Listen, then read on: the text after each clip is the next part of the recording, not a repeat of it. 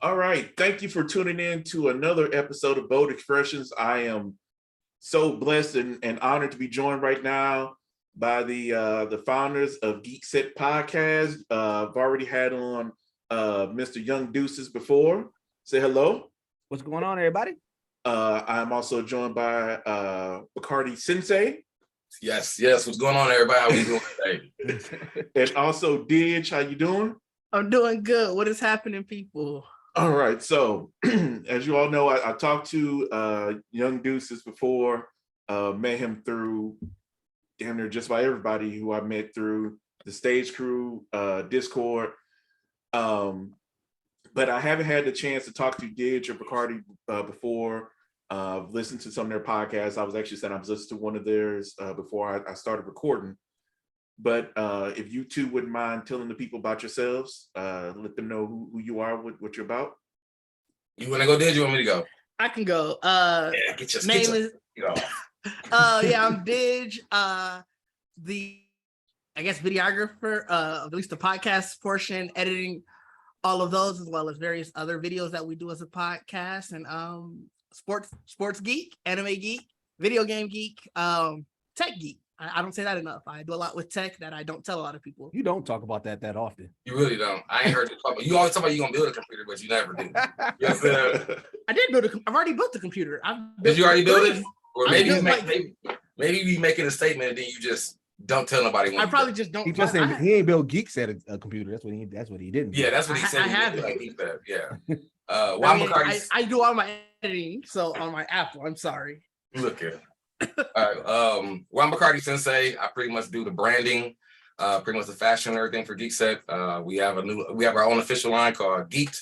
Pretty much we just love what you do and do what you love. It pretty much holds on to both of those models. It really is an encompass of what Geekset is. I mean, as far as like having guys get together and kind of just talk about everything they love and actually having opportunities to do things that they love to do.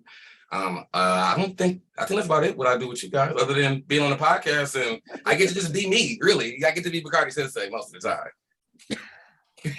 Well, he forgot to. He's also like he's the one that probably plays the most indie games. He's also our biggest. Oh yeah, game. Oh, I like long walks on the beach.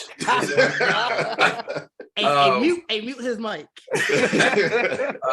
But no, yeah, I'm a really big video game geek, but I'm more into indie. I'm really like into indie and almost anything. I really like what smaller people do, other than having more of the big budget kind of outcomes of most things. But yeah, heavy horror movie buff in general. But I mean, horror is like top tier. Big music head. I mean, I can go on.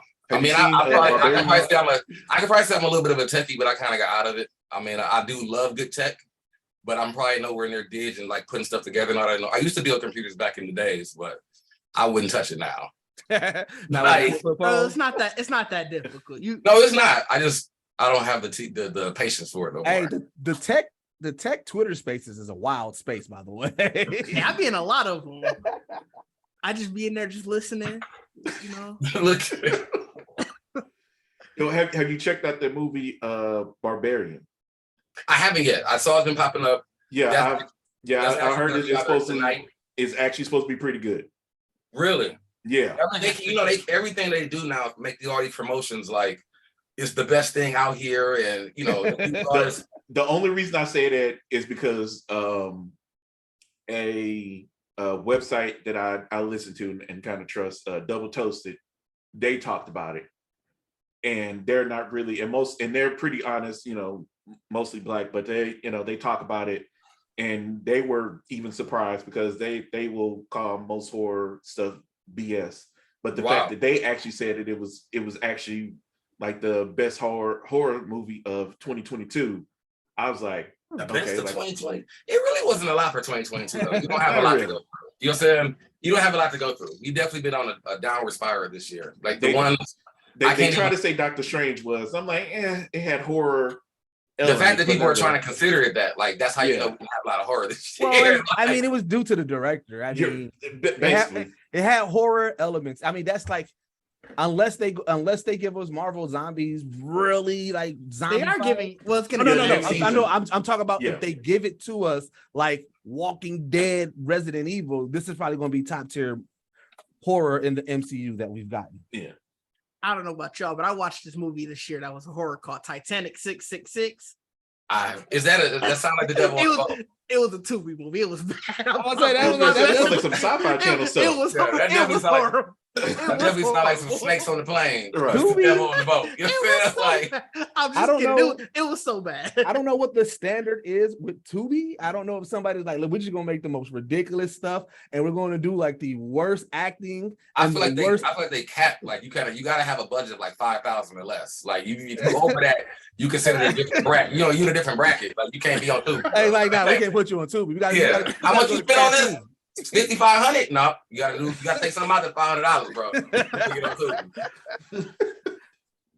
Like, did you bring your own clothes? Because we ain't got no wardrobe. Right. Let you ask them for wardrobe. They go look at wardrobe. You come up with a stunt double. They're like, whoa, you got a stunt double? No, we gonna fake hit you, and it's gonna look like this. Right.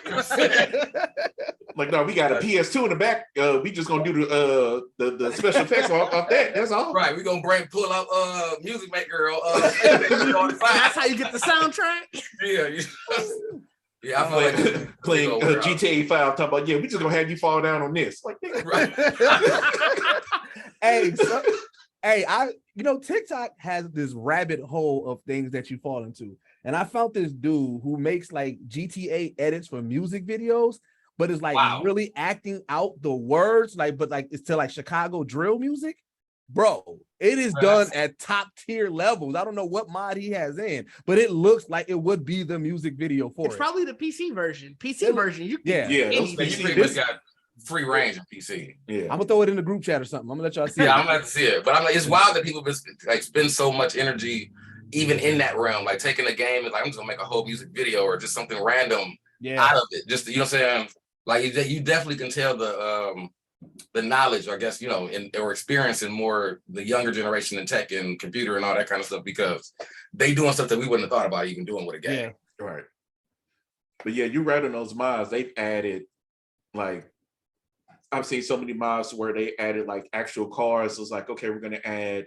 Oh yeah, this is like, okay, it's like, all right, you live over here. Okay, we put all the cop cars from this city, like realistically in the game. With like the vest and everything, it's just like, okay, they got Marvel characters, they got they got so much in there. The police mod where you can be the police and actually pull people over, like that mod is fire. Oh, I didn't see that mod. I saw that one. It's like a game. It's an actual game mode mod where like you are police. People speed past. You got to catch them. You got to you don't know. So you really just being the NPC police during GTA. Yeah. But the thing is that you don't know who you pulling over. I saw one. A baby got out the car and shot the police because what it is. Because what it is when you log into that server, like you can choose to either be reckless.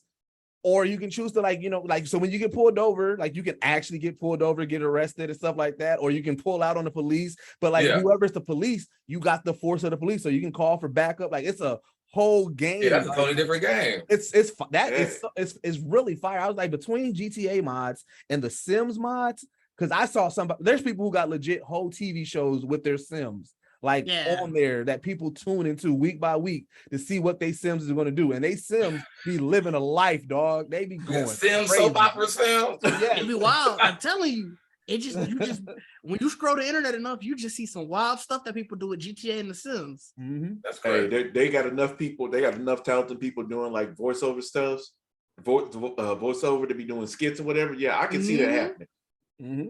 Yeah, that's definitely. But yeah, as anybody knows who listens to my show, I already started off on a tangent. So I already know that's what's up. That's anybody what we do. To our show. Right. It's like, if you thought there was a plan, bitch, please. It is what it is. We're just gonna go with what happens. But I wanted you guys on there. I can't because I can tell you when I talked to Deuces, we talked so long and we got off the call and I was just like, I've got to ask this man about his kids. I was just like, and I was thinking like that was one of the things I wanted to talk about. I was just like, damn it. But I know at least today, I wanted to make sure we talk to you guys about your Geekset documentary and the impact that you're hoping to have on the blerd community and just different things like that. So if you guys want to talk about that, how did that even get started? So I'll start it off. It was kind of like an evolution. And then said, I'll start. Like, I know. I started off. I did start it off, right? So when we first started the podcast, we really just wanted to be able to talk about like nerd culture, anime, video games, comic books. Like we wanted to show that Black folks talk about this stuff, and we wanted to be those people. But as we continued to go and as we evolved and started having more conversations with people and things like that, one of the things that we realized is that it's much more than us just being as existing in it. We actually want to be a place that helps celebrate and amplify voices and show like the people that's within this culture that's doing dope stuff. We are like a destination for them to show that as well, right? So like as we started to evolve in there, one of the ideas that came about from that is, we should document this history. Like blerd culture has been around for a while. However, the term is fairly new. There's still people who don't know what the term blerd is. Shout out to Will Ferrell. He was doing some work for us out at Crunchyroll Expo, and he was asking Black folks, like, when you hear the term blerd, what do you think? And there was like abundance of people who was like, I've never heard of that word until today, right? And so it was like, this is a culture though that when people do come and they learn about it, they're like, oh yeah, I've been a blerd my whole life, because you learn about what it is. So we was like, we should document that. We need to talk to the culture. We need to celebrate our heroes. We need to make sure that we talk about the cosplayer, talk up to the person that's in Artist Alley at these conventions. One of the inspirations also was one of our barbers, King. You've been to barber shops. It always has like this hip hop sports feel, right? You go there, you're going to debate basketball, talk about hip hop and things like that. But you go to his shop, it's anime feel. What's on the TV screen is anime. It's, comic book references and things like that. So it's like, this is the culture that has not really been put on the big screen, but it's something that's existing that a lot of us connect to. So we kind of came up with that idea of let's do the Black Geek Documentary, and Didge coined the phrase a love letter to the blerd culture, because, we're talking to celebrities, but we're also talking to the people of the culture. We're going to convention to convention to kind of cover the Black experience at these cons. And it's that. So it's like, we're not just only doing like a surface level documentary, which my idea at first was that, until Bacardi helped evolve it and started, really saying like, hey, this is more than just a celebrity driven thing or just interviews. It's like, we need to actually report on what we experience when we go to these things. And it became that. So now that's what we're on our path. We got 3 cons under our belt right now, right? No, 2. Yeah, 3. No, 2. 2. DreamCon. Crunchyroll's 3. Crunchyroll is 3. Yeah, so we're thinking of the ones that we were at. So we got 3 cons under our belt where we went to cover it: DreamCon, CTE2, and C2E2. Oh my God. I butchered that. All through that. I did. Yeah. Crunchyroll Expo, and then we're going to be doing Anime Week in Atlanta, and that's going to be the next one. And we're just, like I said, we're just going down, documenting, filming it, and everything, and it just became that. Okay. Yeah. So that's and who do you have? Who's the guy that you have doing the actual recording? Oh, we got a couple of people. So our director is Brandon Champ Robinson from Imagination Upgraded. Homie from back in the day. He's from Milwaukee. He's out in Cali doing his thing, filming, films and movies. Our cinematographers are Von Harris, and then King, that's part of, with Geekset as well. And then also one of our cinematographers is Doug from the NWO podcast, aka Hollywood Trip.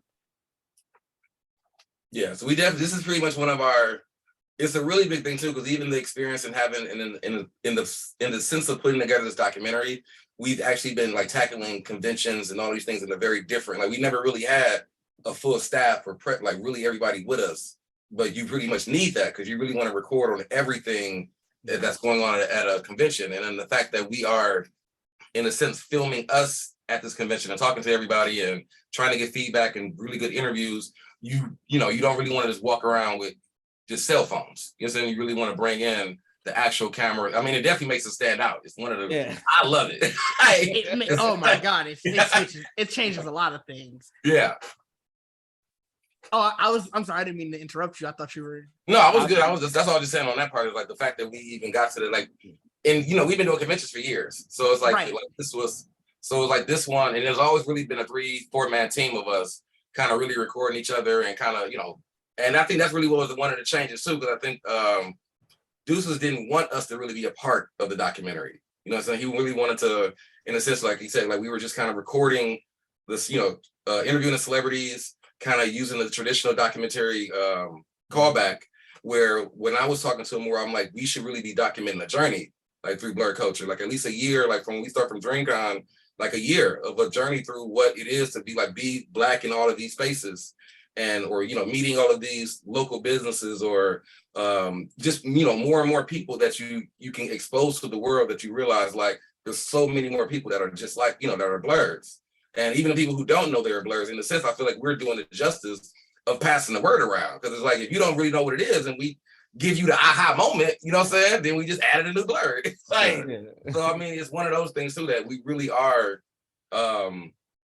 taking this word that's been around for years and was really been underground and pretty much giving it something, like really giving it something tangible, giving it something that's very visual, that people can really understand what it means to be a Blerd, or where other Blerds are, and what Blerds, we think the Blerd thing in general is like, it's just the Black nerd, and of course, like you said, the stereotype of most nerds is people think more of the white version of a nerd. Yeah, right. People think more of the white version of a nerd, or Carlton, or but there are actual just niggas, you know what I'm saying, that are just nerds. They're like that are still, that can still talk sports and still do whatever else, but they will literally go just as bananas about the fight scenes in Dragon Ball or anything like that. So I feel like being able to take that kind of path of showing more and more people who, of course, it was even crazier when you do get them on camera, they have no problem, like really, really giving what it is for them to be players, or what's important to them.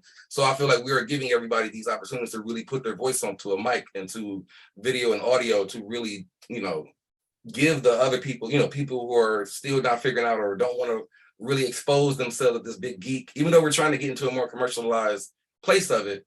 A lot of people are still like, we all kind of grew up where it was still kind of taboo or whatever to really talk about Dragon Ball in front of everybody and things like that. But now we get to a place where we at now, where the more people are doing it, now you get more gatekeepers and more people that are still being bullies, in a sense, keeping people from, like, being out there. And that's pretty much what we're trying to do. Is like, don't worry about all the, like, the fact that we're doing what we would love to do as Black geeks, and Blerds is like, it's pretty much trying to show people that just being yourself and the things you like can literally get you somewhere. Like, you can really, and being a Blerd is, in the same sense, a profession if you wanted it to make it that. Yeah. Can I say something about the real quick before I get to you, Digibot? What were your thoughts on the fact that the nerds, oh, you like anime, you like this and that, you like cartoons, blah blah blah blah blah. Man, that's some sucker shit. That's some whatever. I'm gonna go home and paint half of my body and go cheer for this football team or basketball team that I know all the stats. I know every player since 1973. It's like, that's some nerd shit, bro. Like, I don't know if anybody told you. That's some nerd shit. Like, and no one ever, because I feel like it's just the word. Like, people really get scared of the word. Right. You know what I'm saying? Like, and it's like, but everyone has something that makes them a geek or a nerd about themselves. Something that you really either hold dear to yourself, whether it be a hobby or, you know what I'm saying, a skill that you have or whatever. Like, we tend to hold on to those things and don't really give it to, like, we don't really put it out into the world, because, most of that time, those are more self-expression. So you become more worried about how everybody is around, how everybody's going to treat you. So that's really why, you know what I'm saying? It's really crazy, because it is that, like, you get a random guy some alcohol in him, he's going to be pretty much ass naked in the stadium, you know what I'm saying? Like, going crazy, like, you're saying, like, or eating horse crap off the street because his team won. It's like, you know what I'm saying? But I can't like Dragon Ball. Like, come on. Right. It's wild. You see a whole group of One Piece cosplayers going across the street, and everybody looking at them like, what the fuck is this going on? You know what I'm saying? Like, it's like those people are free. That's what they are. Yeah, it's truly wild. And that's one of the things one of the two things I really hope that we can get across with this documentary is that one, everybody is a geek about something. One of the things I always like to say is just, what is your geek point? It's your weak point, but it's that thing that you just, when you hear it, you're going off, you're going crazy. Whether it's music, like you said, sports, if it's video games, there are people who geek out about the weather and geek out about, doing things like woodworking and stuff like that. But it's always something that you hear it, that topic gets brought up, and you're just like, yo, let me tell you everything about this. Right. Yeah. It's that. And then the other thing is that I want to make sure that we can show that being a geek or doing something with your geekdom doesn't mean you have to go into Hollywood about it. You don't have to do the entertainment route, which is why we were talking about going to the convention route. It's that being able to speak to people who are like King, who he's a barber by trade. But when, like Deuces said earlier, when you go to his barber shop, his geekdom flag is showing all throughout that. So those people who may own like a comic book shop, or who just may go into the office 9 to 5 every day, but at their desk, it's all of this geekdom stuff. That's all still a part of the culture. And I think a lot of the times when people speak on the culture, they speak on, well, this is who's doing the stuff because I saw them in, Shonen Jump, or I saw them on BET and all that, where it's like, yes, they do drive the culture a lot, but a culture can't survive without the people who are doing it on a day-to-day basis that may not be the ones who are shown on screen. There was something that Cardi brought up that I thought was interesting, and you don't really think about as far, but unless the people who are actually in it. Tell me what you guys have noticed about gatekeepers and how you see them operate, and I want to hear about that, because it is a thing to where, especially now with the MCU and all this other stuff, the things that people used to get beat up for or whatever, or teased about, is now mainstream. And so now you do see a thing of people who is like, well, you guys just like this, but I've been liking this since blah blah blah blah blah. Right. How often do you see that in at least in the blurred culture? Like how often do you see that with us, or even for other things? Like what do you see as far as that goes? I mean, I see it a lot, and I'm a person that's big against it, of that gatekeeping, even also with the big against something going mainstream. Because my thing is this, right? If you love something from the base of it, right? Like we love anime, right?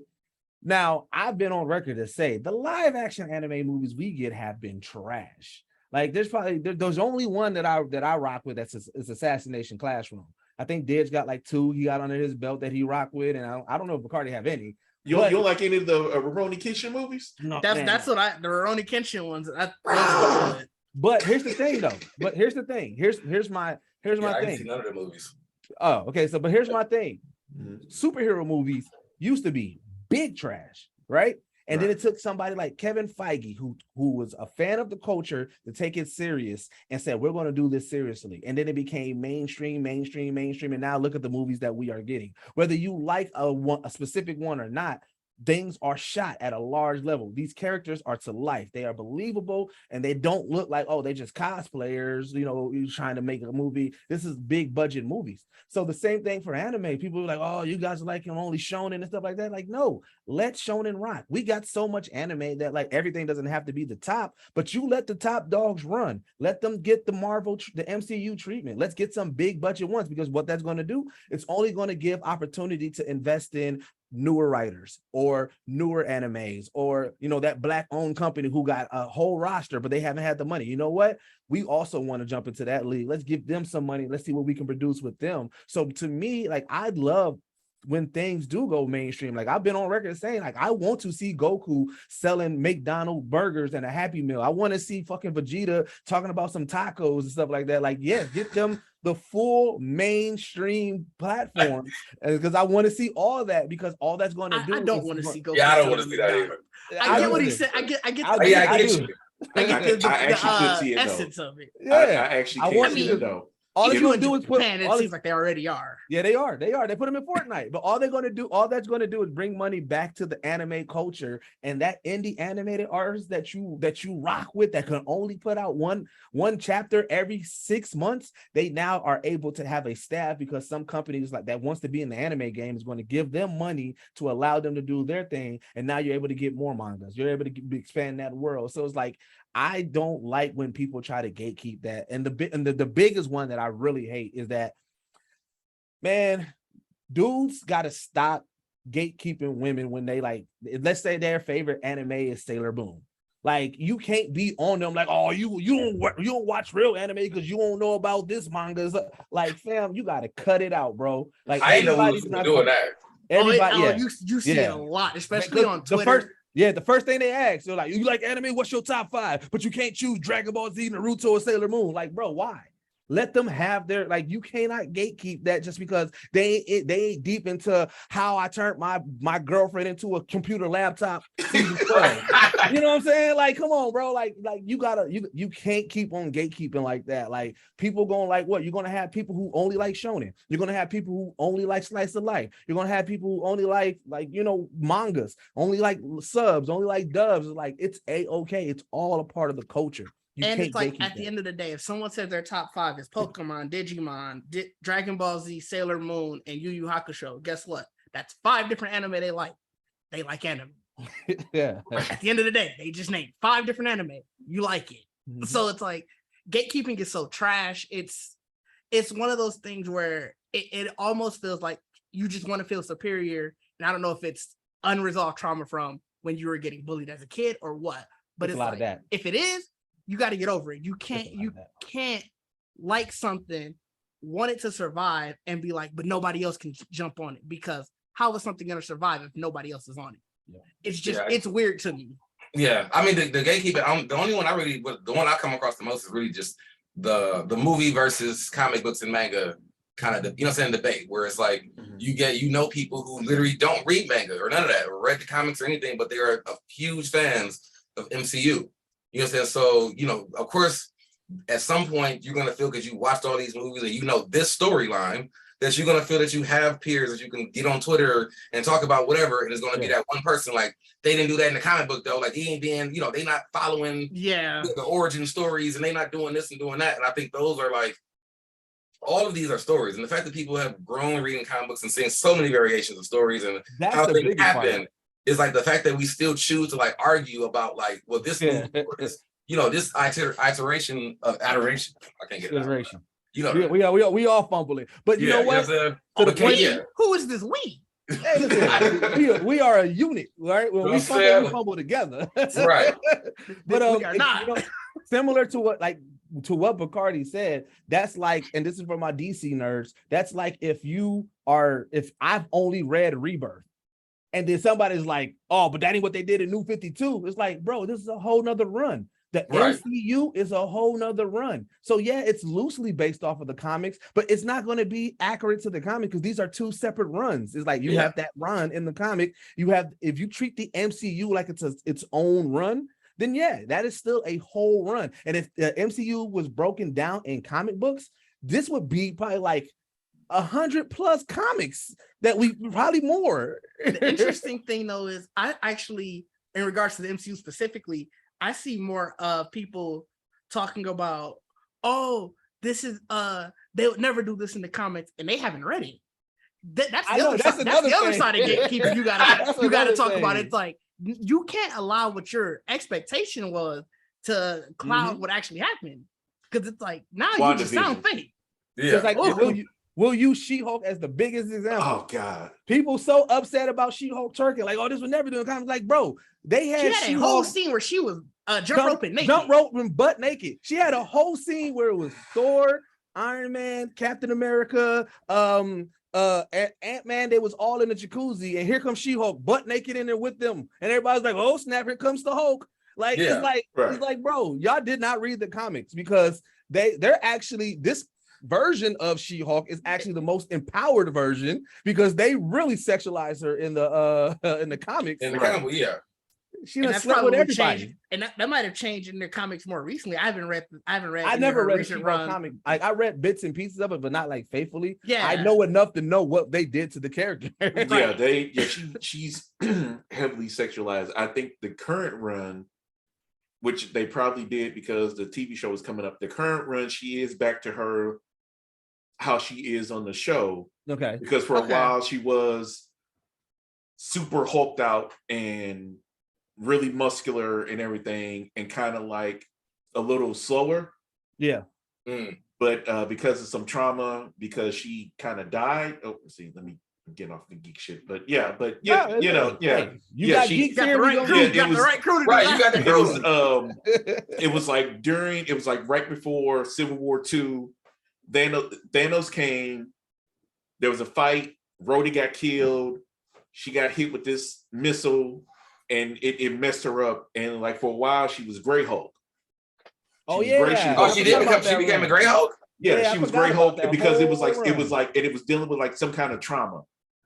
And like that's when the Ultimates had him, the second Ultimates, the one I told you about before, Deuce, with it's Black Panther, Blue Marvel, Spectrum, Miss America, and Captain Marvel. Yeah, it was those five. And they had him locked up. They're like, it's like, I don't give a damn with nobody, we locking your ass up. And they had him there for a while. And She-Hulk had to go through issues because she was like, unlike Bruce, she's never had that trauma. She's never had that trauma, which led to his split personalities when he transforms. Right. But this was the first time that she dealt with that.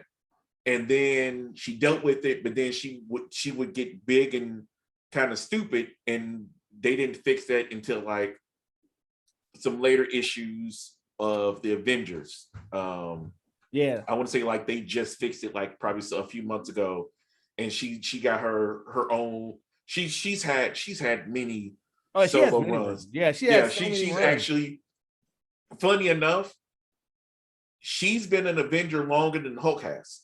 Yeah, she was also the first person to break the fourth wall in the comics. Right. Everybody give it to Deadpool, but it was really her. Yeah, her. Well, that's what they saw first in the movies. Right. She would have on the covers her talking to, and I want to say it was John Byrne, because I want to say he wrote and drew it. But she was saying like, hey, I need this in this comic, or I do this. Right. And she'd be like, I need you to kind of draw me some clothes on. It's like, this isn't funny. And she's like holding her. She's there, whatever. You know what's funny about her comics is that which is different from how Deadpool breaks the fourth wall, is that she will use it as a plot device to win. Right. Yeah. She was like, I cannot find this villain. You know what? I'm just gonna go to the next page, and you'll see her rip the page off and be like, there you go, right there. Like it's really dope how they write her. Yeah, but She-Hulk is dope because I've seen, different things of her. I've seen her. I mean, the first time I saw She-Hulk was in the Incredible Hulk cartoon in like the 90s. She was like in the second season. Yeah, I was never into that kind. I did not like that cartoon that much. Marvel cartoons outside of X-Men and Spider-Man, and I want to say, is it with Ultimate Avengers? Oh, those movies were dope. Yeah, I got the DVDs. You can't find those almost anywhere digitally. But the funny thing about those Marvel cartoons, they were connected as well. Oh, I didn't know. I didn't watch Marvel cartoons enough to see any connected universe outside of like the Spider-Verse. The Fantastic Four, if you I'm pretty sure you guys got Disney Plus. The first part of the Fantastic Four series is some hot garbage. The animation sucks. When it gets to later to where it's more fluid and like their costumes have like like the blue and the black kind of shading to it. Yeah, that is better. But the Hulk appears in that. He beats the shit out of thing. He appears in that. He appears in that. Watch that. He appears in that Iron Man show. I forgot about that show. That was a dope episode. He showed up and like ripped the sleeve off of his suit, and, like because he got pissed off about something. And then later on in the Spider-Man cartoon, that Iron Man shows up. Yeah, I remember the Spider-Man with Iron Man in it. Yeah, and like their Secret Wars, he shows up with the same voice actor, whatever. Like all those, they are like low-key connected. But like that's Fantastic Four one is dope. They have Thor in there a couple times, so where they fight Galactus. Yeah, I've seen that. Yeah, like and like the Fantastic. I think the only one I haven't probably watched is the Ultimate Avengers, but like all those. Oh, the like United Spider-Man, X-Men, Iron Man, the Fantastic Avengers Four. one is the United They Stand. I didn't watch that one. You didn't miss much. That was around like Power Rangers. They're just like, yeah, we're gonna have them transform, and it's just like okay, you know the Avengers, like, yeah, I know a little bit of them. Iron Man, yeah, Captain America, yeah, Thor, yeah. None of them's gonna be in this show. The Avengers Earth's Mightiest Heroes series was really good though. Oh, Earth's Mightiest Heroes is Earth Mightiest Heroes and Spectacular Spider-Man are two dope shows that was followed up by shows that they highlighted how great they were by having follow-ups that were nowhere near the quality writing-wise or acting-wise. Avengers Assemble has its moments. It has its moments to where, oh, this is kind of dope. They do some. I forgot about Avengers Assemble. Some kind of cool things, but ultimately, and they do the thing. The last few seasons, they were just like, these character models are a little bit too complex. We're going to they're like, yeah, we're going to have them more stylized, which means no real shadowing. They're more like kind of flat. Yeah. And it's just like, damn, it's like y'all took one of the few things I did like about the show and took that away. But yeah, it was the budget. Yeah, man. It's y'all this will piss me off. I'm sorry, I gotta rant a minute. The DuckTales reboot has better animation than that Spider-Man cartoon that just recently ended and Avengers Assemble. There's, like I said, there's a couple times where they've actually had some cool animation, but that DuckTales show had fluid, consistent animation. And you know, that's the one thing that you realize about cartoons is that the animation style really is so important. Right. In creating the identity of a show. It's part of the story. It does, because there's been shows like you're watching, you'd be like, damn, if only that animation was a little bit better, this show would be completely fired. Like if you've already been spoiled. If you've been spoiled, you pretty much can look at a scene like they should have did this. You know, like, they could be attached to it or whatever. Like as Anime Perfect goes, talking about anime, 7 Deadly Sins. It took me out that season when they had bad animation. What season was that? I was done with 7 Deadly Sins in like season 2. Right. That's what. But that was when they. I think 2 was the one with the bad. And it's funny because it took me a while to try to at least give it a shot to get back in it, because I was like, dog, that was horrible. It takes you out.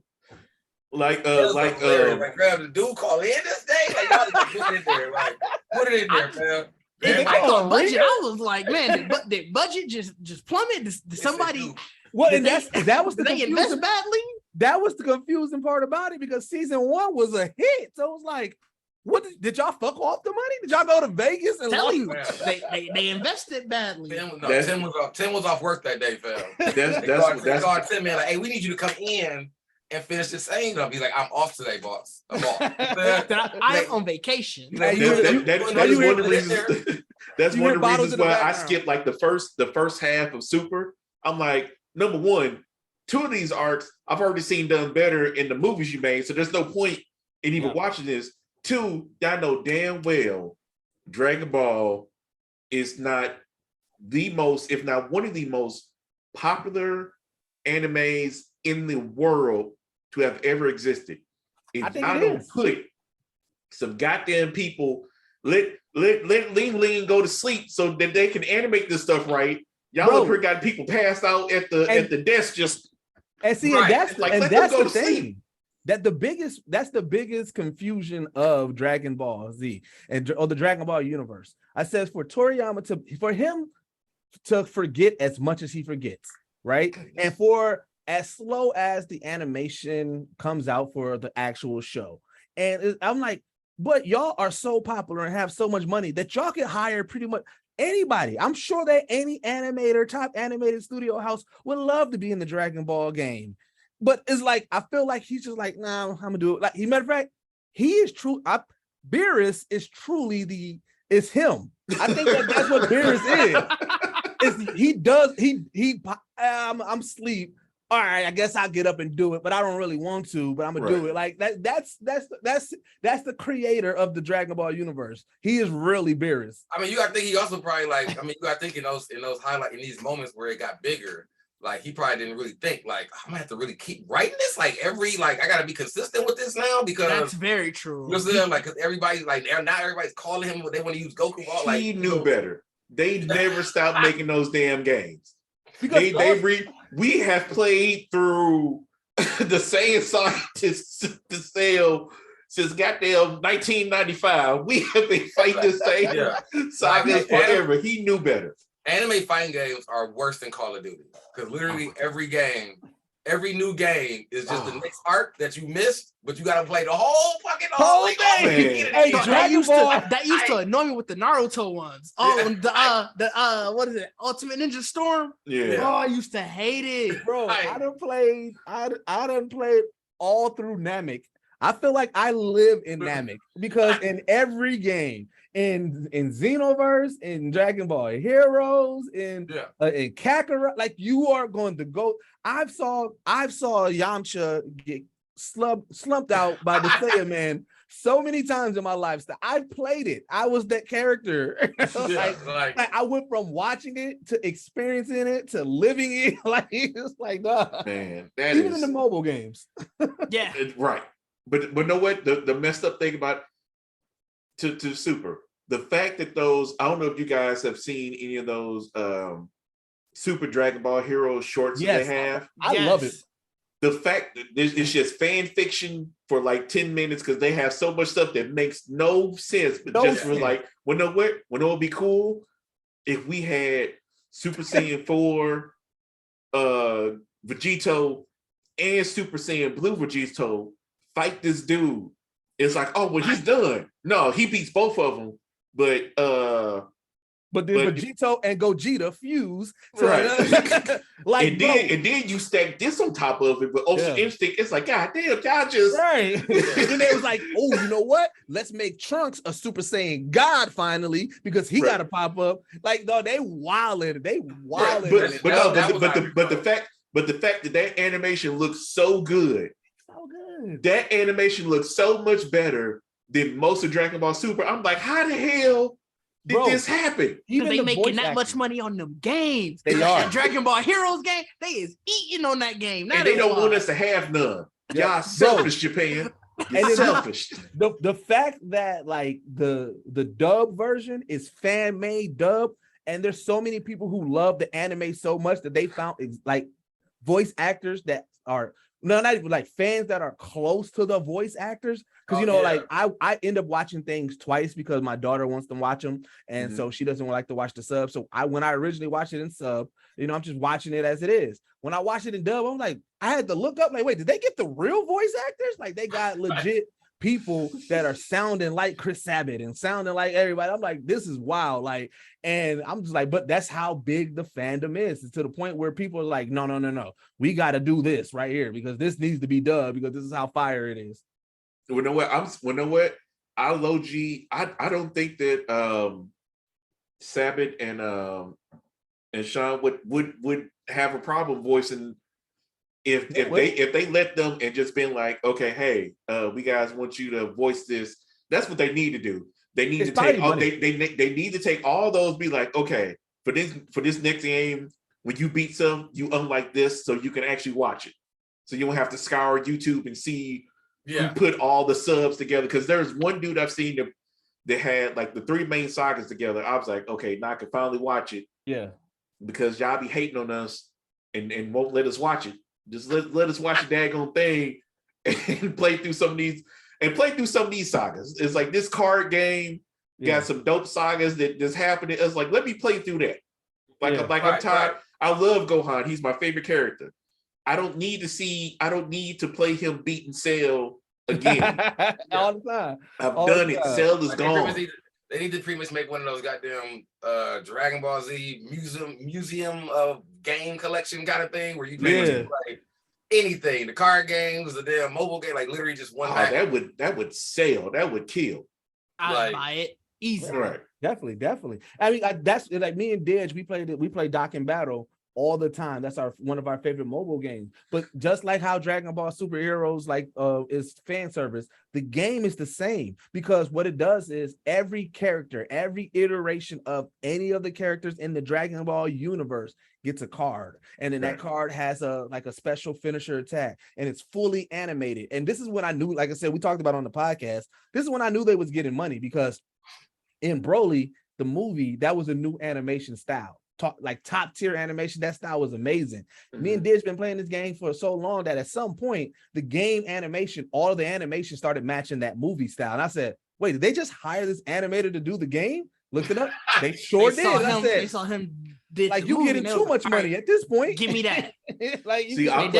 I play Legends. Ooh, okay. And Legends is dope because it has actual 3D models, and it's kind of hard, but you can either shoot a key blast. Well, yeah, that's the same thing. Through but it's like animated, the 3D models.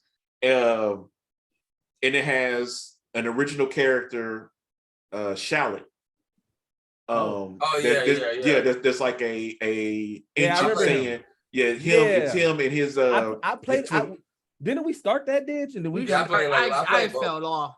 Yeah, I fell off. I was playing both. Legends, I actually liked it more than Dokkan, but I play both and stuff. Yeah, because Legends is a little bit different, because you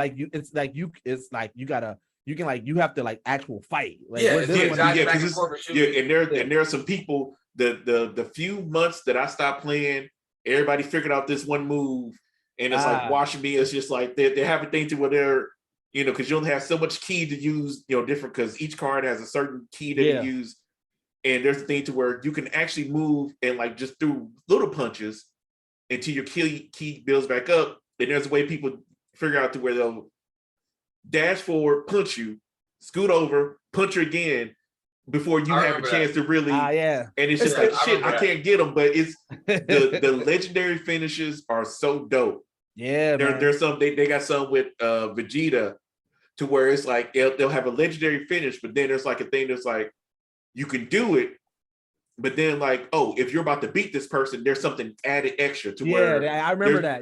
There's one to where Vegeta he has something to where he'll do a Galick Gun, whatever. But there's also one to where he'll throw the little the boom ball, whatever, transform into an Ozaru and kill you like that.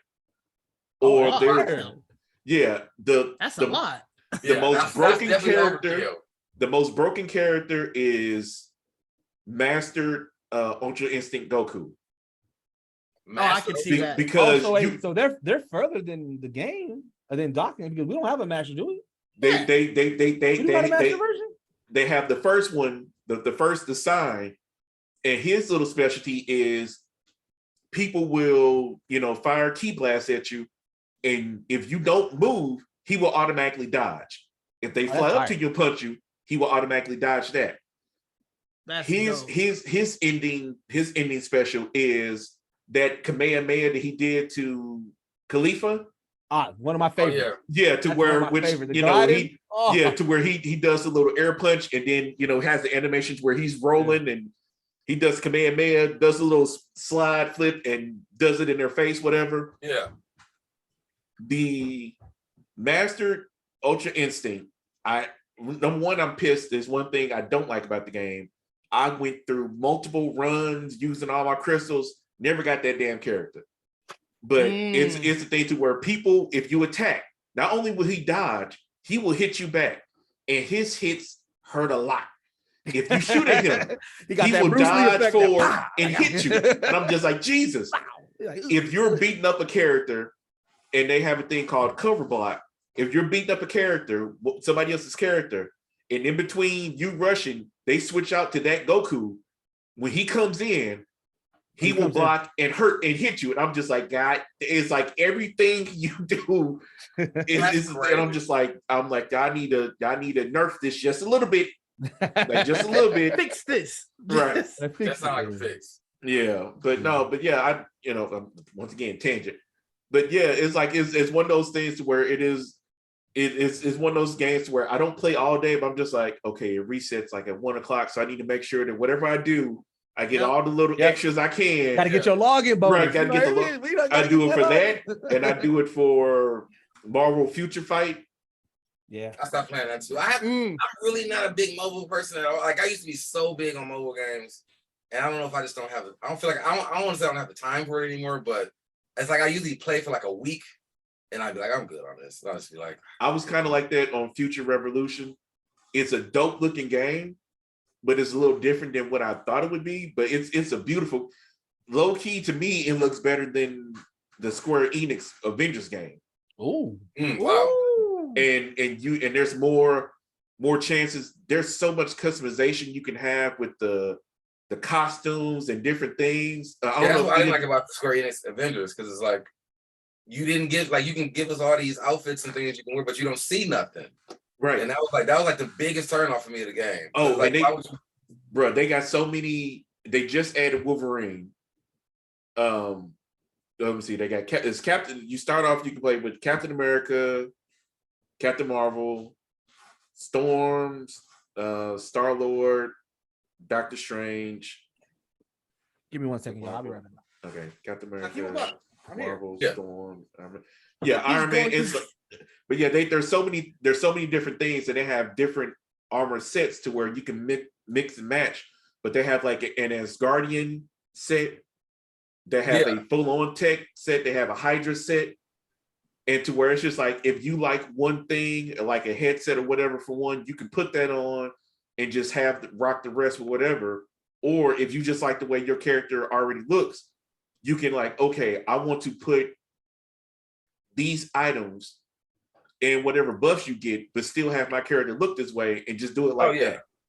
Yeah, like I'm fine with that. You give me the option to make me switch out, but they don't give you unless they change it like that. In the Avengers, they didn't do that. That's why I was really like, like I didn't. I mean, and everyone keeps telling me that they, did more to it. Like I have it on my Xbox still, but I don't even think I finished the original story because I was really mad about the fact that nothing like getting like the World War Hulk like armors and all this. Like, bro, I can't look at it though. It's just gotta. I think like, they did switch it.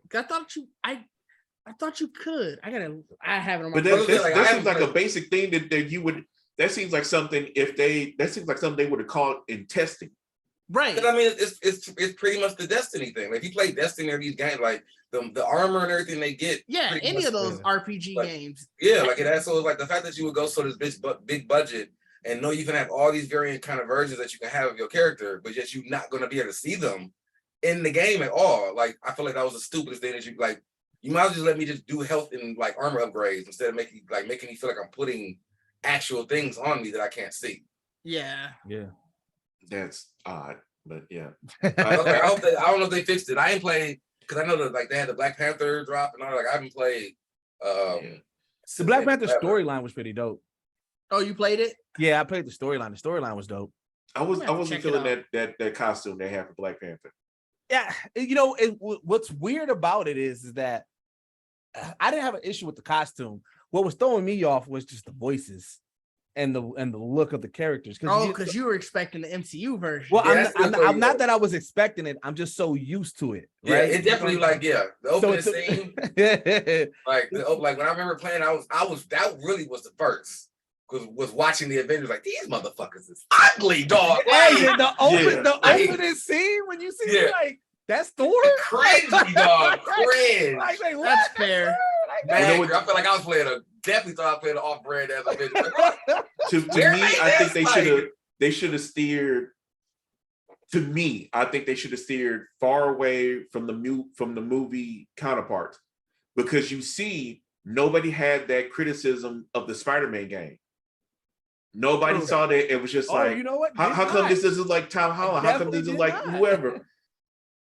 What they should have did, they should have took some artists from the comic books and been like, okay, we're going to base this off of how this artist drew them.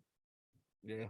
And have whatever. So that way it's not a thing to where people just like, because I think the thing is, because it does kind of look realistic, people are expecting the movie Avengers, which if you think about it doesn't make sense, because then they would have to pay them for their likeness. Right. Like I said, Like it felt like you were pretty much playing an Avengers game based off the movie, but you can't use the movie counterparts. Yeah, Like, that's exactly how it felt. It was like that's the 2B why I version. think that's what made it. I think that's what threw me off because I feel like even if it was gonna be an Avengers game, but I feel like because they gave you the whole Avengers so quickly in the beginning, so you already got to see and get that shit out the way. yeah, Like you was really at that point where they like you either gonna play this or you not. You bought it already.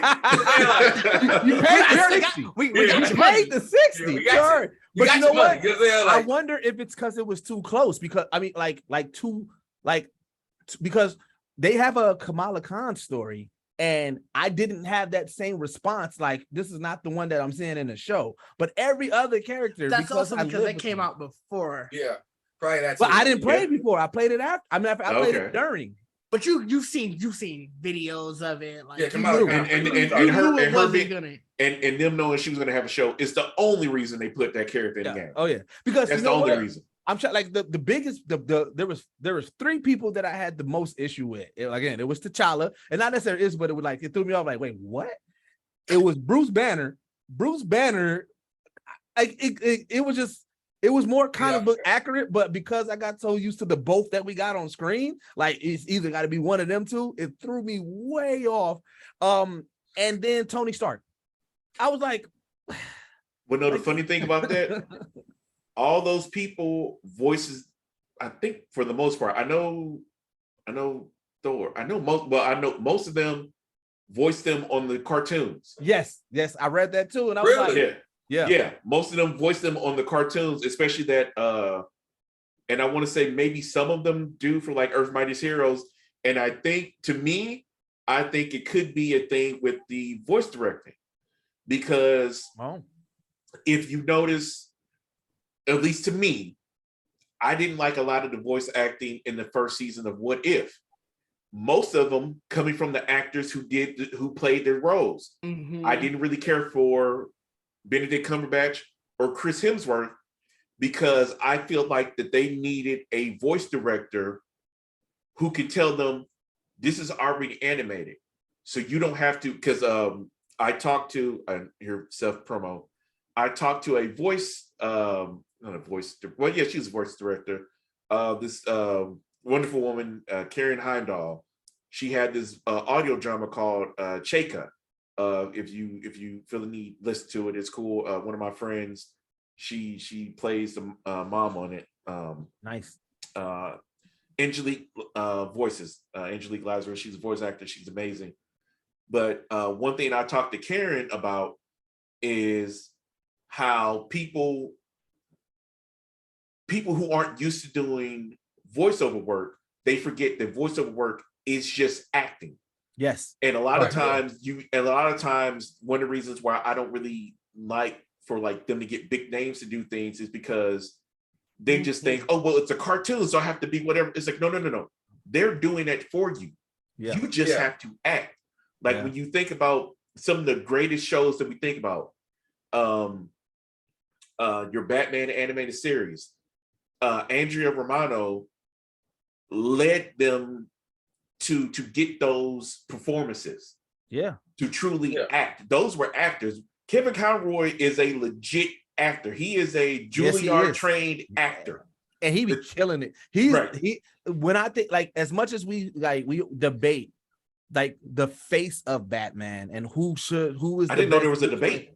Well, no, like, I mean, some people. When somebody goes, this such and such is my Batman, they never go to the voice actors. Yeah, but as far as the Kevin voice, Conroy. Kevin Conroy is the voice of Batman. He is the Batman that I want to hear. Like if Batman was real and I heard him on the radio, I want to hear that voice. Right. But you know who's a good person to watch to explain exactly what you're saying? Watch like a Phil Lamar behind the scenes. Yeah. Right. Or the Boondocks behind the scenes and how they actually get into those characters. Like, you know what I'm saying? Like these actors, you know, and actresses like Regina Hall, when you see her and how she actually does, Huey and Riley, like, bro, it is ridiculous how she does it. Did you say Hall or King? I said Hall. He said Hall. He said Hall. Oh, okay. Yeah. I was just Bitch always trying to bust me out. He was ready for you. He was I ready. heard opposite. He had his glasses. He was like, Right. well, actually, anime glasses.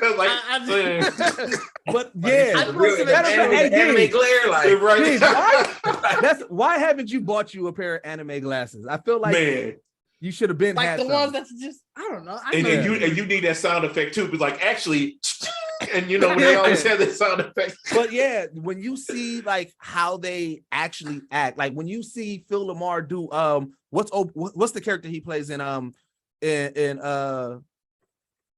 it, what's you haven't named the show? So Futurama. Oh, Hermes Conrad. When you see how he does the character, like you can see the veins in his neck when he's doing certain roles because he's really acting those roles out. So when you listen to it, it's the reason why it sounds so fluid and it sounds so good and it sounds so like, you know, you can hear the different shifts in his tones and stuff like that. It is that, like you said, you have to act. You can't just go in there and just do it. You know, I've been on my journey right now with the voice acting thing, and I learned that, you know, when I first started out, this is something I don't think I even told Didge and them about this. One of the first roles that I submitted for and everything, I was like, oh, you know what? I'm gonna throw all the flares in it. I'm gonna put the music behind it. I'm gonna do I found anime music and did these characters and everything. And then the director was like, yo, you did a lot. And I was like, yeah, you know, I wanted to so y'all can hear it. He was like, yeah, people don't really do that. And I was like, oh, he was like, yeah, no, you just act the role out. And I was like, oh, okay, I'll go ahead and do it. Because it was like, you know, you try. I was trying to put. I would think like, oh, they're gonna love to see this and everything. But yeah, it's they ain't blurs, fam. You try to give them the whole. You try to give them the whole package. I was. He was trying to. Right. That's why he said it. I did say hard. Why you just when we was always like, nigga, you was wrong. Y'all jumped at me. So I'm gonna throw it. That I said the name that you said. You said, did you say hard? I said, hell yeah, I said hard. I was hoping that would jog your memory a little bit. That was petty as hell. Didge is the pettiest person out of the group. Just out of control. I just looked at you out of control. Like seriously. I was hoping that would jog your memory. Didge is the pettiest person out of the group. Yeah. You definitely need those anime glasses now. I'd be like, really? Because that was that monologue. Like, he thought he said the right thing, and he didn't say the right thing. I'm gonna let him finish. Let me let him finish. Man, if I could have that smart anime character moment in real life, be like, what he doesn't know is I knew this beforehand, and so I really came back 2 days before and switched this up and just wait. It's just like the whole thing. That's Didge. I was just trying to be helpful. I don't want us to get dragged for not having the right Regina. Both are great. At this point, if they come to Geekset and don't have a moment where they be like, hey man, that's not the right one, they ain't been really listening to her. That's why I told you. That's why I told you. A lot of things wrong sometimes. When I first talked to him, I was just like, and you know what? To me, I got upset. But for me, the hallmark of a good podcast is to where you get mad because you can't be there to be in a conversation with them.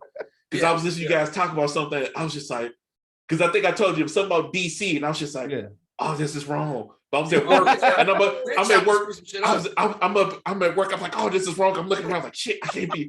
That's when we listen to this. I'm just like, I wish I could. Like, we'll easily misremember something. Oh yeah, we'll chop and screw some shit up in a heartbeat. I feel like that's what it is though. Like when you really got just like everyone's not. It's not about being just like this big old book. You like you know everything, right? You know what I'm saying? Yeah. Like so it's like and I think if you think about it in certain cases, even if you think about like barbershop talk and all that, everybody don't know everybody's name. Like you think about like what's that dude on the Cavs, you know what I'm saying? Like it's one of those kind of like it's like when you think about an anime, it's like everyone's not gonna know everything where you might say something wild where that's what makes our podcast great because we do go on a tangent and most tangents will definitely throw something in there random as hell. Right. Somebody like, bro, what is y'all talking about? Like, because then you start talking, like, you get more focused on trying to make sure your point is across. Right. You're not thinking about these little details. Not at all. Like when Gohan beat Frieza, man, that was the dopest shit. Like Gohan didn't beat Frieza, but man, yeah, he had the shit. Man, all I know is he dope. Hey, that's all the fuck I need to know about what I'm saying.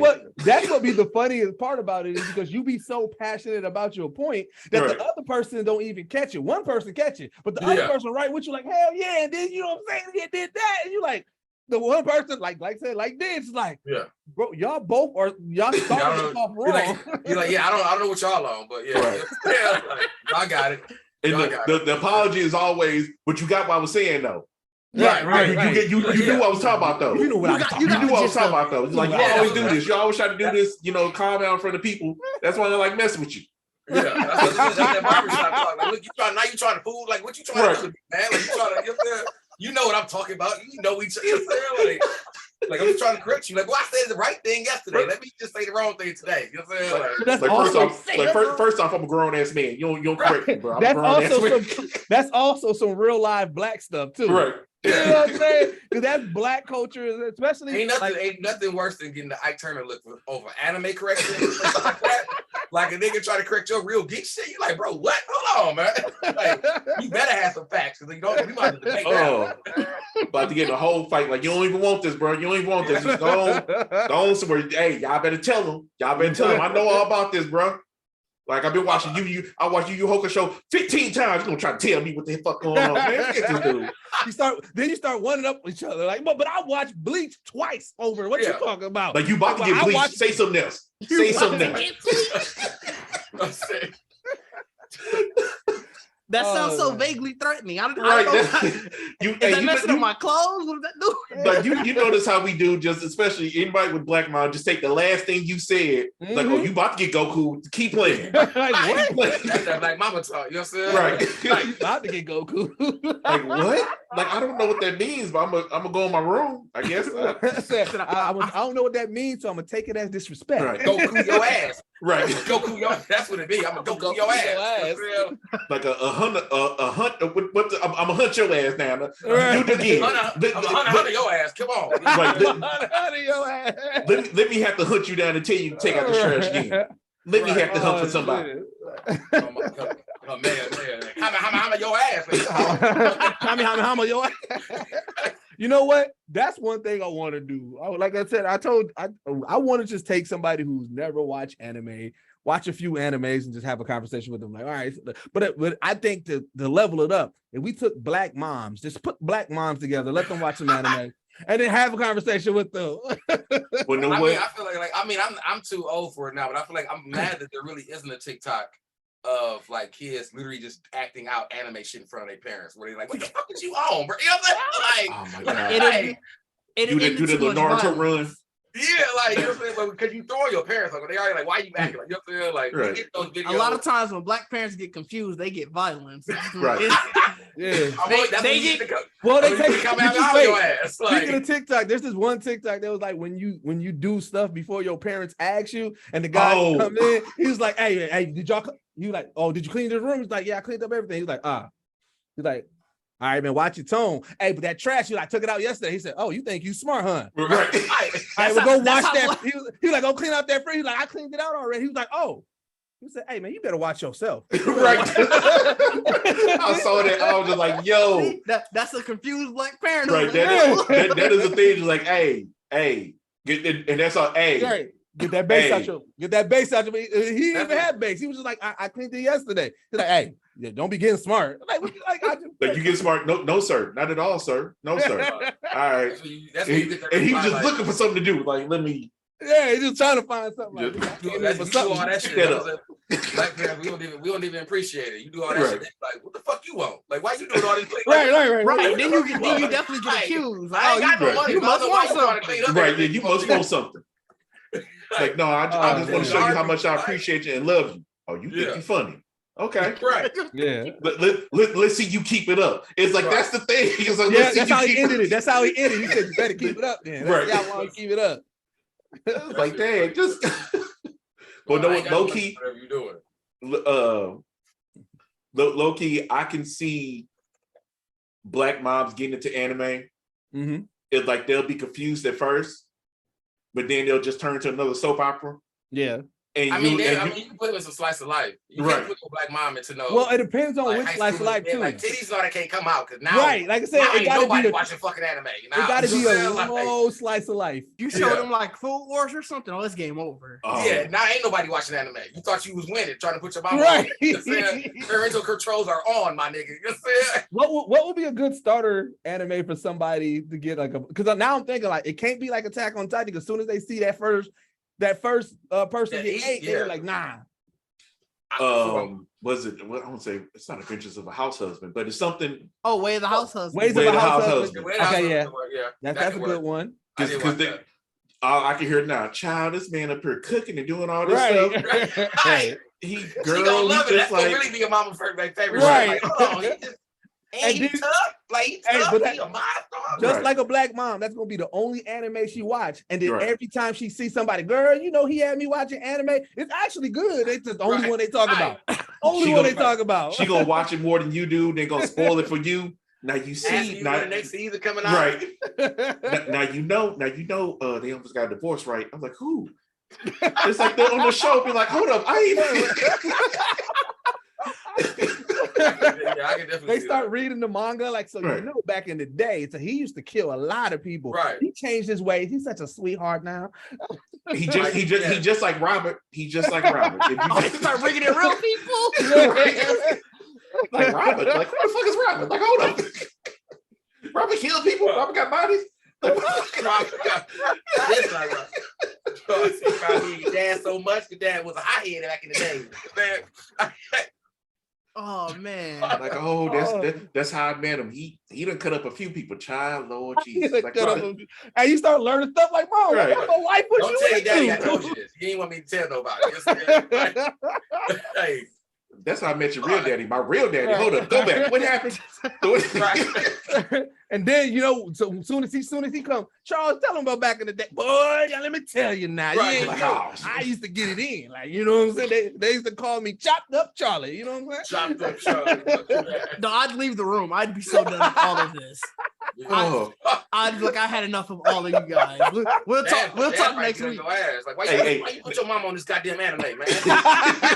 Because then all you gotta do is show your dad. All you gotta do is show your dad a sports anime, and he. Oh yeah, oh, that's easy. Oh, let me tell you. there's so many sports or boxing anime. It's like, man, you got these little Chinese boys up here bobbing the weed, boy. Hey, you know I used to box, right? You know I used Hey, to box, you know right? what? Got them hands. You You got to show him Megaloblocks because remember Megaloblocks. man. He doesn't want all the newer robot stuff. Right, He got he he's a old regular school, boxer. yeah. And then he's like, see now he's the one. Man, See, that's That's how you don't need all the you bells get and them. That's how whistles. you'll get that because they're gonna watch the robot shit. Like, what you got me fucking watching, man? You know what I'm saying? Like, and then you go see that one scrappy, like, oh, he don't use none of that shit. Like, oh, that's the main dude. All right, okay, Yeah, all yeah, right. yeah. You know what I'm I saying? like him. All right, Oh, you know what I'm saying? You gonna win, right? You gonna dad gonna ask you already. Like, I ain't watch it, you with it. You know what I'm saying? Like, I'll ain't watch watching no this, you ain't losers. with it. You know what I'm saying? Like, he with it, right? What the boy name with the fro? Like, see, that's the problem. See, that's He the look kind problem. of black. He black. Right. He got a little melanin in him. Right, you know what I'm saying? That's why he beating everybody's ass. You know what I'm saying? Like, Like, if he ain't black, he Puerto Rican. Whooping Right. all the white boys' ass. And that's his all. give you a whole story. Like back in my days, it was just one Puerto Rican that had family and was going back and forth. Like, Oh a whole my story God. about that shit. Can't wait to turn it against something against you. Now see, that's what I tried to tell you before. You Yeah. was up here doing all this extra shit. They tried to tell you it's about fundamentals, son. Fundamentals. That's how you got to do. That's I ain't what on you your up here ass doing all like this like- other, bobbing. You just hey, can you throw? See, that's how you know that Rocky was some bullshit. Look at that boy right there. Look at that boy right there. He start going Like, into he definitely flirty like, stories. This man beat Rocky ass. What? Like, Right. And then he start trying to use it against you in jokes. Hey, you better quit playing. I'm gonna mega block your ass. nigga block your ass. I'm gonna mega block your ass. Right. You ain't Yo, doing that this shit shit. What? funny. Oh man. Oh, That would be fun to put actual It would be. anime. That Yeah. would be hilarious. Right. that would be Aunties watch anime. That's Like, yeah, like one of them privates, like one of them things, like they be doing on videos with like four aunties or uncles, whatever. Yeah. man. Hey, but like you said, they mess around, get into some extra stuff. Yeah. That's when Then the whole with a show teenage gets girl shut be down. like, My titties used to be firm like that, like, oh no. Oh, now we leaving the room. Now cut the TV off. Cut the TV off. Take this off my Netflix account. Now ain't nobody watching anime. We all ain't watching anime now. You out here acting a fool. Right. Don't you need to go to church? Right. Ain't even time to go to church. Nah, get out the house. Yeah, your documentary. So yeah. Right. We say all that to say. Gatekeeping is bad. Right. Gatekeeping is bad. But again, like I said, when we talk about the culture, I think this, and one of the things that I realized as we continue to do like podcasts and features and stuff like that, the more we talk about it, the more we showcase it, and people see this. Like even in the comments and everything like that, you see like people are like, "Oh man, I love the topic. I love to see black men talk about this, or black people talk about this." And it's that. It's like us, we are living the blurred experience. And again, give like a lot of nods to Picardi for helping me realize that that was his whole idea was like, this shouldn't just be an interview based thing. Like we are navigating the culture. So let's show how we navigate the culture, because so many people can relate to it. And so like, that's the kind of like the feeling that we want when people watch this documentary and I'm mad you said it like that. I know I'm mad I said it like that. Glad I didn't have to say it. Yeah, but I'll put it in chat again. Yeah, it's actually he's gonna put no space in between. But like, Right. I want people when they watch it, like they feel something about it, like yo. And that's why like one of the questions that we ask at like when we go to these conventions and we're talking to people is like, if somebody told you that there was a documentary about this culture, what is one thing that you're like, if this is not in it, it's not like this doesn't represent us? Because we want to make sure that the culture has a voice. And so when we're navigating it, I mean, a lot of it is aligning with what we already expect, but we want to navigate it based off of what the culture wants to see. Because when they watch it, we want this to be a part of history. We want people to have that pride point. Like, just like I've been using this as a reference point. When Harder They Fall came out, everybody had this like pride moment, like, yeah, we was really back in those times too, doing these things and stuff, and was happy to see like black cowboys in a Western doing certain things like that, right? In and a good Western. Right. And so it's like, I want to recreate that. I want when people see this documentary, there's like, yo, yeah, this is the life. This is what I've been dealing with. This is like how this is my childhood. This is what I experience now. Yo, this is blurred culture. Like I want that vibes and everything like that. And I love that we are living embodiments of that as we continue to be on podcasts like yours, or other podcasts that we feature on. It's just that. It's just us living in this blurredom, loving what we do and doing what we love. Right. I mean, I love the fact that we can talk about the documentary and then literally just go into tangents about geek shit. Yeah. Like it's great to feel like, it's great to know that you can be in a space like how we are on your show and everything. And yeah, we talking about the pod, we're gonna talk about a documentary, but most people really want to talk about the geek shit. Like you're saying, like I know you want to get a documentary out, but we definitely would spend, like I said, we spend most of our time doing what it really is, because there really isn't a lot of really big spaces or at all that people really can just get together, just really talk all that kind of, all the geek shit. Like one of the examples was DreamCon, when we went to the kickback, and this was literally like after DreamCon, so everybody in this kickback is nerds and blurs, and you know what I'm saying, like, so you're not talking, we outside and people are conversating about One Piece, and you're saying like having real debates and getting out of chairs and coming back over, like, hold on, what y'all over here talking about? You know what I'm saying, like, it was so interesting. It was conversations, and then somebody be like, hey, wait, I know you ain't talking about that episode. Hold up. And then they just come in. Now they inside, we're talking with all of us, because it's like, no, you talking about this thing that I love, and you're not talking about this episode without me, so I gotta jump in.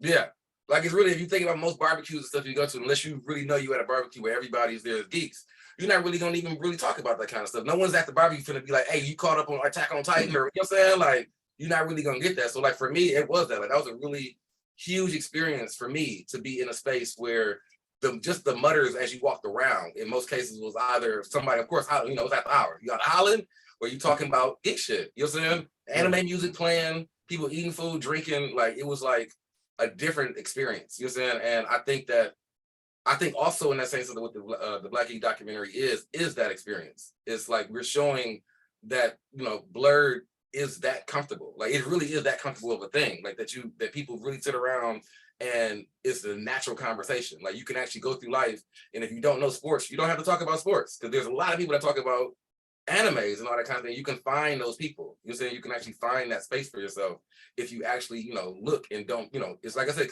to me, all of that is pure self-expression. So you really got to be willing to put yourself out there to find the people that, that'll put you in that space. And sometimes we just don't. And so I think that's the great thing about it. And I think with sorry, excuse me, sorry. I think with Black people, one thing that I think is sad is that how we get pigeonholed into a certain thing, and then after so long, we end up doing it to ourselves, to where, oh, Black people don't do this. It's like, no, we do this. It's like, don't let these people tell you that we don't do this. Like, that's the thing that I, learn about your guys' podcast, and so many, I didn't realize so many Black people. It's like, I knew when I was in high school, it's like, yeah, all the dudes like Dragon Ball Z, whatever. I didn't know how many girls was into comics and different things like that until, recently. And it is so great to be now in a environment and space to where you can talk about this without it being like, oh, there's going to be somebody who can relate to it in some way. Right. And it wasn't until, a time like this, I'm talking to my aunt Teresa. I talked to her on one of these. She's the oldest of my, the kids on my mom's side. With my grandma, you know what I'm saying? She's the oldest auntie. Yeah. She's into comic books and stuff. Me and her talk about comic books and stuff. Me and her talk about movies. And she's like, oh, did you see that Wolverine movie? She's like, because that was something we did, it's like, oh yeah, your cousin, so-and-so, we used to have comic books, and we used to, these books have been around, forever, 60, 70 years. So yeah, they've seen this stuff, but it wasn't a thing to where, a space to where, we could openly talk about it and it'd be something okay. You was looked at as weird, you was looked at whatever. But yeah, you're right. It is cool to have to where we can talk about these different things and, have people like yourselves who are making something not just for the culture, but of the culture. Yeah. And I think it's so dope that you guys are doing this, because I feel like it's always best for you to tell your story before you have somebody outside come in and try to tell your story. Yeah. And then you get mad, be like, they're doing it all wrong. This feels, inauthentic, not genuine, whatever, but it's dope to have. And I like that question you say, like, what if we don't talk about this, then for you, this is not of the culture. Right. And for people, what has been the most common answer that you got from people? As far as that, like the thing that they say that this documentary must have. Yeah. No, you actually really what was I feel like everybody just want to, what we've got is more, it's been to be more I feel like representation has been more like one of the most that people have asked us about, as far as like what they want to see that we show in our documentary of like I'd say authenticity, to be honest. It's that they want us to make sure that if we're going to talk about this culture, we're going to talk about this culture. We're not going to put on a facade for it. We're not going to try to look at it through rose-colored glasses. Yeah. We're going to talk about everything that is that is this culture. Right, the good and the bad. Yeah. And like, with one of the questions that we ask, we do also ask, like, when you talk about the bad, but what is the change that you would want to see as well? Because I think that that's the biggest part when you're having those type of conversations, is that we can, like, yes, we have a responsibility just in general to be able to talk about things that like may not be the best part of this culture.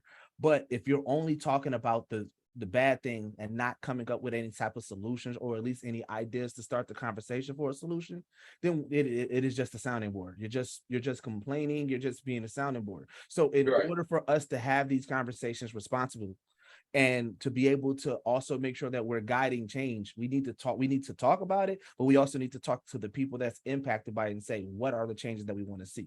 So I'm excited about that whole process, because again, I think that that's what's going to make this whole project and this whole start so dope because again, like I said, we're introducing people to a world that's already been here. The people that's within it, they're gonna be like, yes, we're getting our world is being shined upon, but also we're not gonna let any outsider pick us apart. We're gonna say it like, hey, this is what we also realize that we need to work on, and this is how we're going to work on it together as a unit or as a collective or as a culture and things like that. And, you know, that's it. It's been really dope having these conversations with people.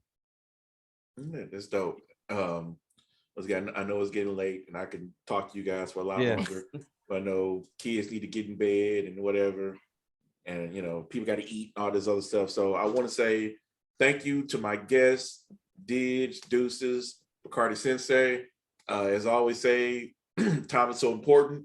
You can never get it back, no matter what you do, no matter how much money you got. You can never get your time back, no matter if you're listening to this or actually have been on the show. I appreciate you for taking the time out because you could have been doing anything else, but you decided to be here with me, and I am eternally grateful for that.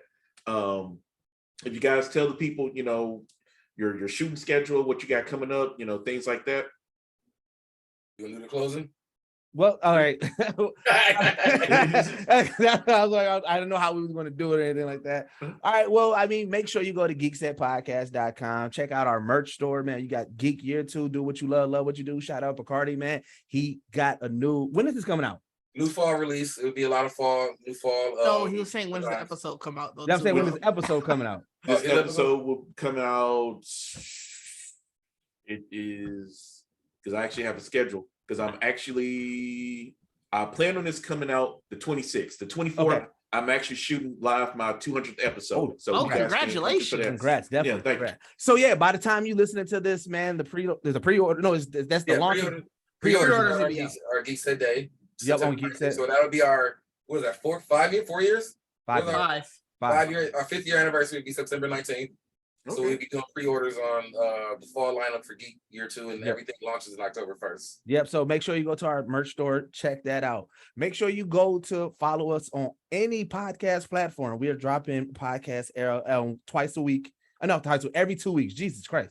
Every 2 weeks. We're probably, you know what I'm saying, where we just, you know, we deep dive into it and what's going on with us, what geek topics that we want to talk about. Is really fun. It's kind of extension of what you got guys today, listening to this episode. One of the best ways to support us is to go to our Patreon, patreon.com/Geekset. You're going to get early access to the episodes. You're going to get a chance to ask our guests questions when we have guests on One-on-One with Deuces. You're going to be able to get exclusive shows that's only made for Patreon. And if you are very interested in the Black Geek Documentary, you'll get the official behind the scenes episodes where you're kind of getting that journey behind the scenes, what's going into making this documentary and everything. Those are Patreon only episodes. Also, like I said, you can go to the blackgeekdocumentary.com to give you all the information about the Black Geek Documentary, everything that we're doing, the next places that we're going to be filming at. It's going to give you information about our directors, our cinematographers. It's going to give you a little bit history into the GoFundMe and everything.